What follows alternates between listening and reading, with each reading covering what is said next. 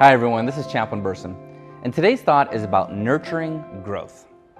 In 1940, a man named Vannevar Bush talked his way into a meeting with President Roosevelt that lasted only 10 minutes. In a one-page proposal, he made the case that war was coming, and Germany was far ahead in technology.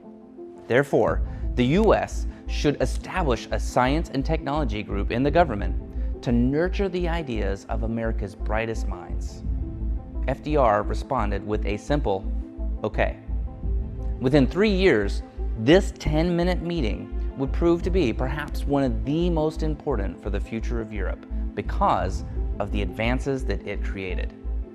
Since England is an island, it relies heavily on imports. And by the spring of 1943, German U-boats or submarines had decimated British supply lines in the Atlantic. And England was down to only 3 months' worth of oil with no answer against the subs. Without oil, England couldn't operate its tanks, planes, or trucks, which left Germany just a few months from total control of Western Europe. Thankfully, one of the ideas that Vannevar Bush's team worked on was radar mounted on B-24 Liberators. Though radar had already existed, it was mostly neglected as a useful tool until Bush's team developed it to spot German submarines as they surfaced at night. So, on March 18, 1943, 60 Liberators were transferred from the Pacific to the Atlantic theater to fight German subs. Within just a few weeks, the Allies sank 1/3 of the German U-boats. This surpassed the amount from any year of the war up to that point. After 6 weeks, rather than England falling, Germany declared the Battle of the Atlantic lost, which saved England and paved the way for the D-Day invasion the next year.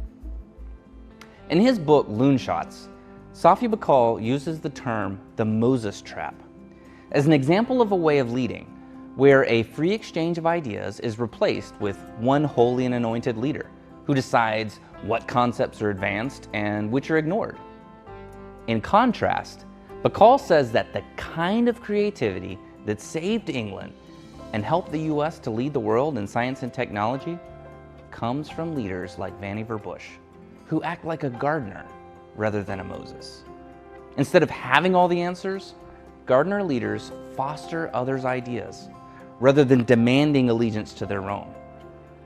Bush claimed that he never made a single technical contribution to the war, but his gardening developed a fertile environment for nurturing the radical breakthroughs of others astonishingly fast, which helped win the war and eventually led to the creation of the National Science Foundation. Bush understood what General Stanley McChrystal says in his book, Team of Teams. Instead of heroic leaders, we need leaders that act more like humble gardeners. Because gardeners understand that they don't actually grow vegetables. They only foster environments that nurture growth. Blessings this week.